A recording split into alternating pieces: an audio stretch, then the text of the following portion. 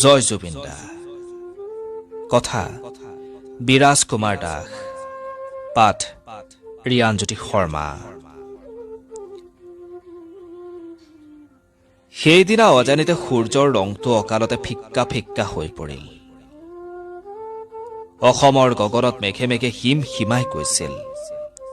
নীৰৱে কলা মেঘৰ আৰে আৰে ভাহি আহিল সেই দুখৰ কণ্ঠস্বৰ, জুবিন আৰু নাই। ব্ৰহ্মপুত্ৰৰ ঢৌবোৰেও সেইদিনা গাব নোৱাৰিলে প্ৰতিদিনৰ দুখা। যেন পানীটোৱেও নিজে অনুভৱ কৰিছিল, এই সোঁতৰ পৰা গুচি গল সুৰৰ এক মহান যাত্ৰা।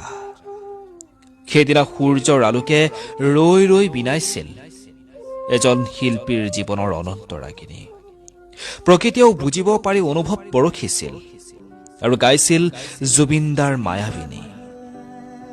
জুবিনদাও তোৰ অবিহনে ষ্টেজখনত উভতি নাহিব কোনো সুৰ, নাথাকিব হামিং, মাথো হব নীৰৱতাৰ স্তব্ধ।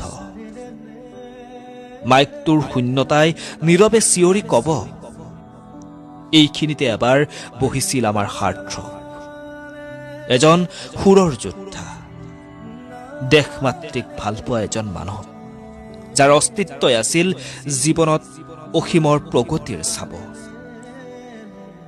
যিদিনাৰ পৰাই জুবিনদাৰ কণ্ঠ নীৰৱ হল, সেইদিনাৰ পৰাই তেওঁৰ জীৱনটো এটি উত্তৰবিহীন প্ৰশ্ন হৈ ৰল।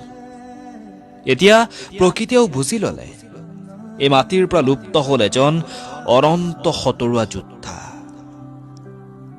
এটি যুগৰ অৱসান আৰু নতুন প্ৰজন্মৰ জ্যেষ্ঠ। তোৰ গানবোৰ এতিয়াও বাজিব, কিন্তু গীতৰ মাজত কিবা এটা নথকাৰ শূন্যতা থাকিব। যেন প্ৰতিটো টান লয়ৰ মাজত থাকিব দুখ, বেদনা আৰু নীৰৱতা। এজন যোদ্ধা, এজন প্ৰেমিক, এজন সুৰৰ দেৱতা, যাৰ সুৰ নাথাকিলেও আমাৰ বুকুত বাজি থাকিব চিৰদিন অমৰ সভ্যতা। অসমে এতিয়া নীৰৱে কৈছে, জুবিনদা তই নাই যদিও তোৰ সুৰে মাটিকণ বাচি থাকিব চিৰকাল। কাৰণ তয়েই আছিলি আমাৰ গৌৰৱ, আমাৰ প্ৰাণ। তোৰ অবিহনেও বাজি থাকিব যুগে যুগে সুখ দুখৰ গান।